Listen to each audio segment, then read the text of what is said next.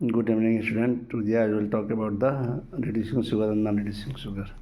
ठीक है, तो reducing sugar non reducing sugar में होता है कि कोई भी कार्बोहाइड्रेट यदि टॉलरेंस रीजेंट फीलिंग सोल्यूशन को रिड्यूस कर जाता है तो उसको बोलते हैं रिड्यूसिंग शुगर। जो ना रिड्यूस करे उसको बोलते हैं नॉन रिड्यूसिंग शुगर। तो टॉलरेंस रीजेंट और जो फीलिंग सोल्यूशन है वो माइल्ड ऑक्सीडाइजिंग एजेंट है।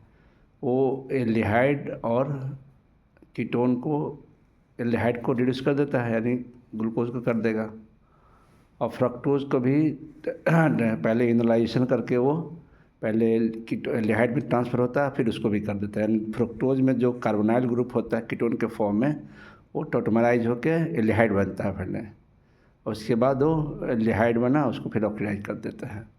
तो ऐसे सिंपल कार्बोनाइल यदि होता है, आइसोलेटेड होता है, इसके आगे पीछे कोई नहीं, अल्फ़ा पे होता पोजीशन पे, हाइड्रोक्सी नहीं होता तो नहीं होता वो।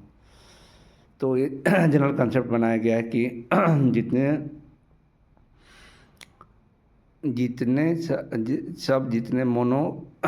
जो मोनोसैकराइड हैं वो सारे रिड्यूसिंग शुगर होते हैं। डाइसैकराइड वाले में होता है कि सारे होते हैं एक्सेप्ट सुक्रोज नहीं हो, सिक्रोज सारे रिड्यूसिंग शुगर होता है, और जितने पॉलीसैकराइड हैं वो सारे नॉन रिड्यूसिंग शुगर होते हैं।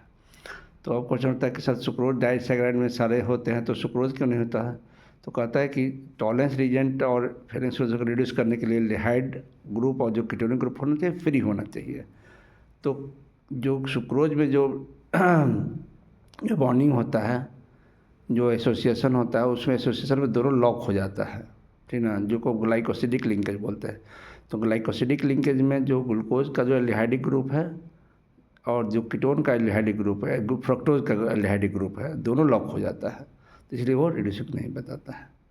ठीक है, तो इतना बात याद रखिएगा। तो रिड्यूसिंग और रिड्यूसिंग शुगर जितना सारा होता है मीटर रोटेशन देता है, इसको याद रखना है, बस इतना। Thank you. और बाकी मेरी वीडियो और सब्सक्राइब करना ना भूलें, क्या बटन दबाना ना भूलें। Thank you.